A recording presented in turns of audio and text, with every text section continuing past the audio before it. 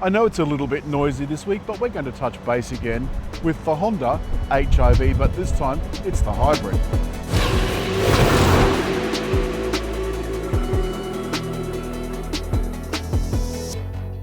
Now, I was pretty unkind about the base model. This comes in a base model petrol only and two HEV models or hybrid electric vehicle models, which Honda calls eHEV, as if there was any other kind. It's got a bit more power, but I'll get onto that in a minute.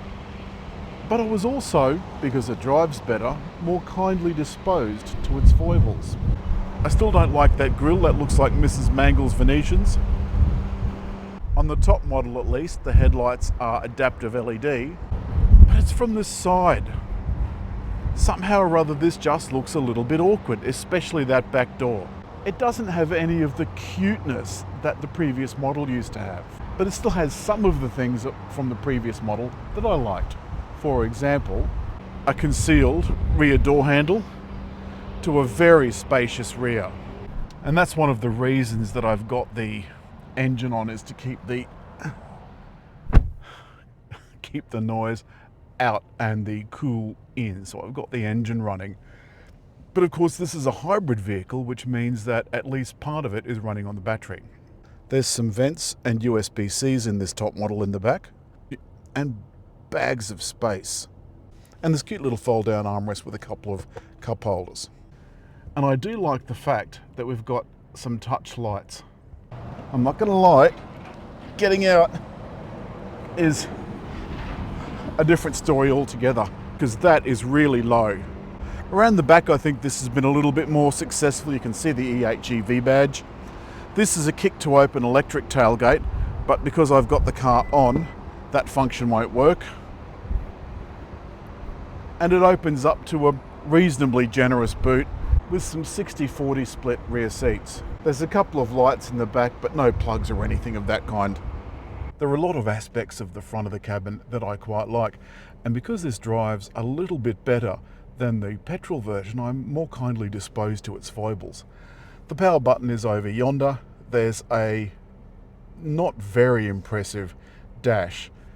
It's a little bit short of what the competition has. For example, there's no head-up display like you get in Toyota's Yaris Cross, which is the equivalent to this.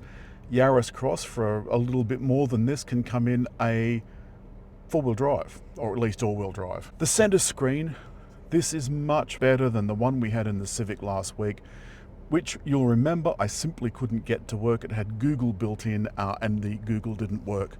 Got a couple of zones of climate control, a little cubby hole, a USB 3 and USB-C, and the CVT automatic gear shifter. Behind that is drive mode, downhill descent, electric park brake, and of course, brake hold. The headlights, as I said previously, they are adaptive. The plastic feels quite nice here, but up top is very scratchy. And the other thing is, you'll notice how high I'm sitting. I suspect the battery for the hybrid is under the driver's seat, because this is a very long way off the ground and it's down as low as I can get, and there's only that much space above my head.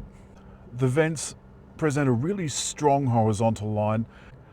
The one thing I would say about some of the softer, particularly down here on the side of the console, an area that is going to get bashed about, it's a very thin layer of vinyl over foam rubber. And unfortunately, that is really prone to damage, and it's difficult, or you can't fix it, you've got to replace it. Because this is a hybrid, I've left this car running the whole time, and it meant that I could leave the air conditioning running, and it kept the cabin nice and cool. So in that sense at least, it's very much like an EV. But I want to explain a couple of the differences between a hybrid and an EV, a pure EV. Both are better than petrol engines, a pure petrol engine car by a long shot. Like an EV, this has got regenerative braking. The thing about having a torsion bar rear end, I'm not going to tell you all about it, you can Google that yourself, is that it does feel a little choppy in corners. Yesterday on my favourite pie in the sky road, it definitely felt that it could handle those corners, which are now 70, but put this into sport, so this is as good as it gets.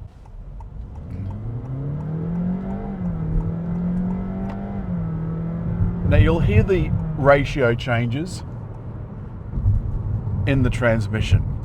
CVTs don't have ratios normally. They just continually vary, which is why it's called a continually variable transmission. But the other thing is that you can vary that one mode of regenerative braking with the paddles up on the steering wheel. And it's got 4 steps, from almost none to 4. I'm now on the highway, so I've turned the smart steering on and I'm just going to press set. Oh, cannot shift to drive. Okay, so there you go. It's telling me I had to shift to drive. Now I set. Okay, so I'm out of regenerative braking mode. Lovely. The steering system can be a little bit overly sensitive. Even if I'm going the way the lines tell me to go, the car tells me that it needs steering input. So I have to give the wheel a little jiggle. But it's not unusual. A lot of brands do it.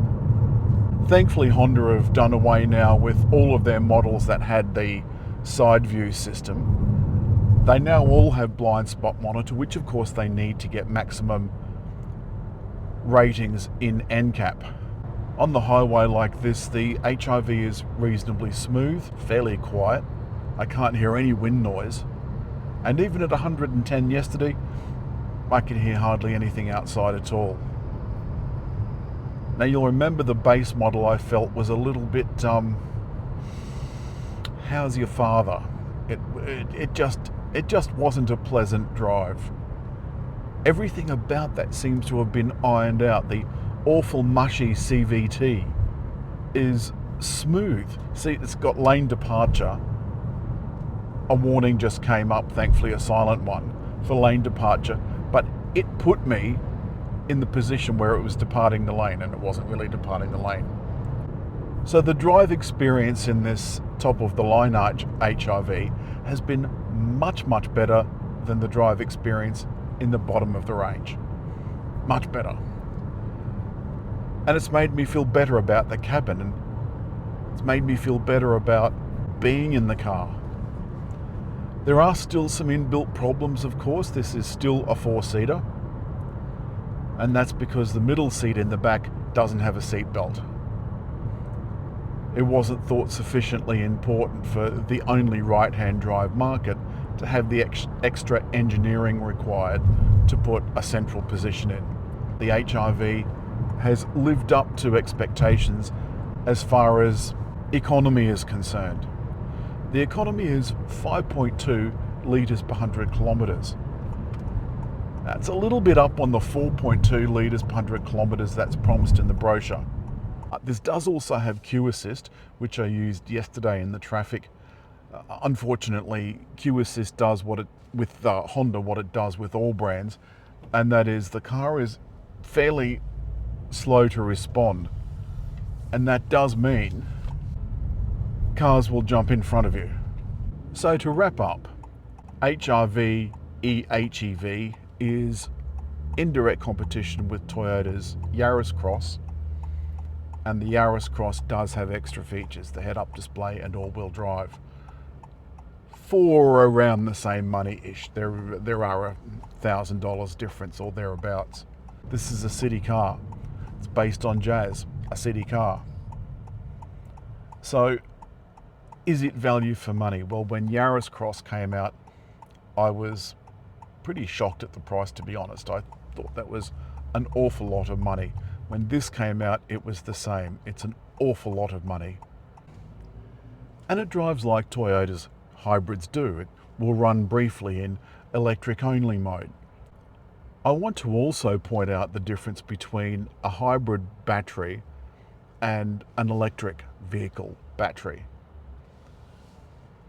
The electric vehicle battery, if it's a factory electric vehicle, will usually be under the floor and takes up the entire space. Well, the box takes up the entire space, even if it's not full of batteries. The hybrids are usually between 1.4 and 1.9 kilowatt hours. And the biggest HEV battery is about 100 kilowatt hours. So you can see that there's a huge difference. This is about maybe the size of a shoebox, large shoebox. And that's all this week from Honda's eHEV. It's the top of the line version and I think is vastly improved on the base model. If you've liked the video, hit like and subscribe and don't forget to leave a comment.